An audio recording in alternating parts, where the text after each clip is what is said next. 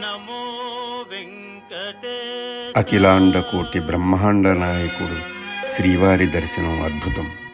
1433 నాటి శాసనం, 2388 మెట్లు, 7 కొండలు, 2 గోపురాలు, ఓ నమ్మకం. ఆధ్యాత్మిక పురోగతికి తొలి మెట్టు శ్రీవారి మెట్టు. నా మిత్రుడు కార్యసిద్ధికి పూనుకున్నాడు.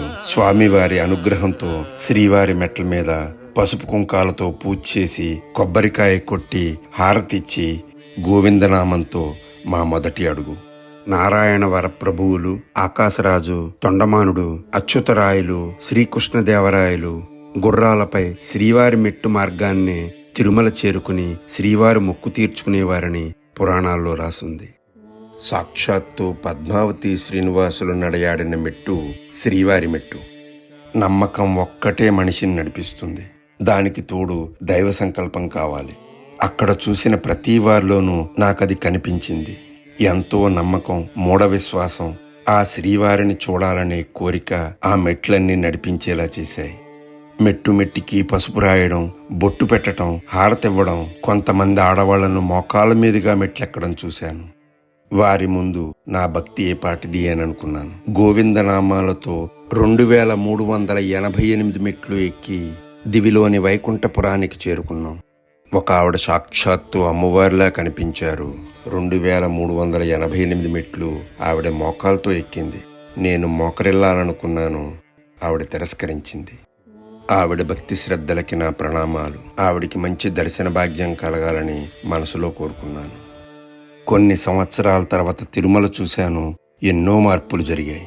ఒక్కసారిగా చిన్నతనంలో నాన్నగారు చూపించిన తిరుమల గుర్తుకొచ్చింది. నాన్నగారి ఆరాధ్య దైవం ఆ వెంకటేశ్వరుడు.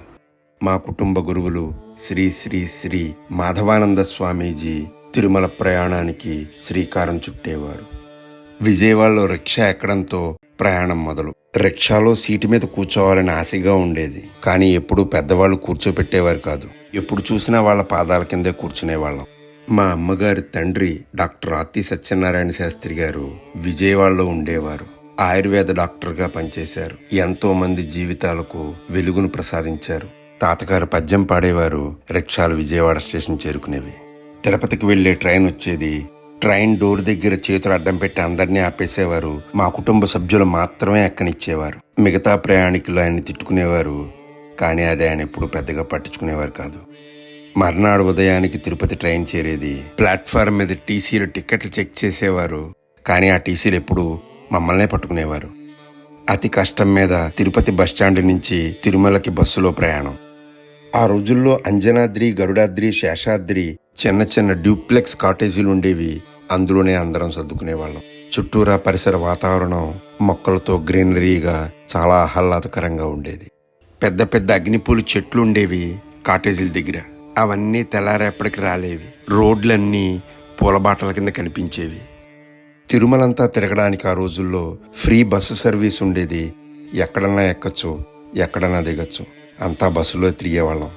శంకుచక్రనామాలు, శంకుమెట్ట, అర్జునుడు కృష్ణుడు రథమ్మే కూర్చున్న పార్కు, గీతోపదేశవనం, పాపనాశనం, ఆకాశగంగా, శిలాతరుణం, ఇలా చూసినవే ఇవన్నీ. ఆ రోజుల్లో స్వామి దర్శనం చాలా సులువుగా ఉండేది. సుప్రభాత సేవకు వెళ్లేవాళ్ళం. శయన మండపంలో ఉన్న కులశేఖర మెట్టు దగ్గర నుంచి స్వామి దర్శనం చేసుకునేవాళ్ళం. స్వామివారి గుడి తలుపులు గొల్లవాళ్లు, వేద పండితులు తీయటం చూశాం. అవి మరపురాని అద్భుతమైన రోజులు. పులిహోర, దద్దోజనం, కట్టుపొంగలి, చెక్కవడలు, లడ్డూలు దేవస్థానం వారి వ్యాన్ వచ్చి కాటేజీ ముందు ఆగేది. అందులోంచి పెద్ద పెద్ద బుట్టలతో ప్రసాదాలు మా కాటేజీల్లో దిగేవి. ఇంకా ఆ ప్రసాదాలతోనే రోజంతా. ఆ రోజుల్లో 2 ఫేమస్ హోటల్స్ ఉండేవి. ఒకటి భీమాస్, 2 వుడ్లాండ్స్. చాలా చక్కటి అల్పాహారం, భోజనం దొరికేది. ఇప్పుడు ఆ హోటల్స్ నమూనాకైనా లేవనుకుంటున్నాను.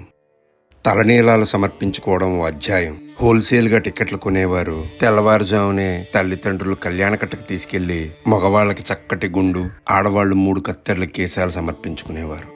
స్నానం చేసిన తర్వాత గుండికి చక్కగా గంధం రాసేవారు. నుదుట నామాలు పెట్టేవారు.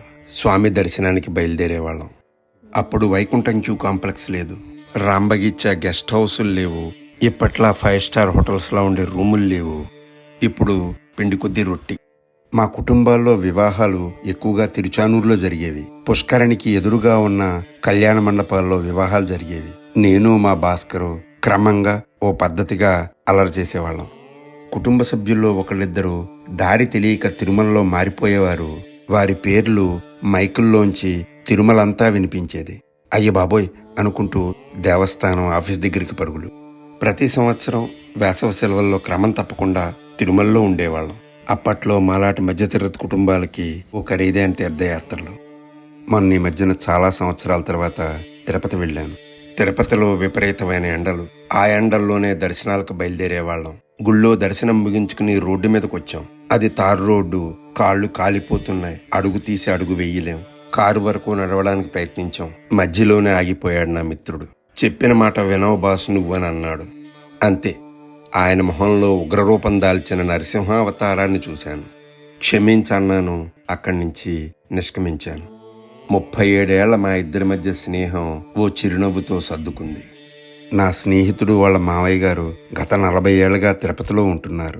ఆయన ఇంట్లోనే ఓ వారం రోజులు వసతి భోజనాలు ఏర్పాటు చేశారు. చుట్టుపక్కలున్న దేవాలయాల్లో దర్శనాలకు అన్ని ఏర్పాట్లు ఆయనే చేశారు. వారు చేసిన సేవ వర్ణనాతీతం. బ్రహ్మాండ నాయకుడు బ్రహ్మోత్సవం చూశాం. స్వామి మాడవీధుల్లో ఊరేగింపు దర్శనంలో పాల్గొన్నాం. మేళతాళాలు, మంగళవాయిద్యాలు, మాడవీధుల్లో నృత్య ప్రదర్శనలు చూశాం. తిరుమలంటే ఎంతో ఇష్టపడేవాడిని. 4 సార్లు అలిపిరి మెట్టు, ఒకసారి శ్రీవారి మెట్టు, కాళీబాటన వెళ్ళి శ్రీవారిని దర్శించాను. వడ్డీ కాసుల వాడు గోవిందరాజస్వామికి ఇంకా వడ్డీ కడుతూనే ఉన్నాడు. ఈసారి కులశేఖర మెట్టు నుంచి స్వామివారి దర్శనం వర్ణనాతీతం. శ్రీవారిని ఇలా వైకుంఠపురంలో ఓం నమో వెంకటేశాయ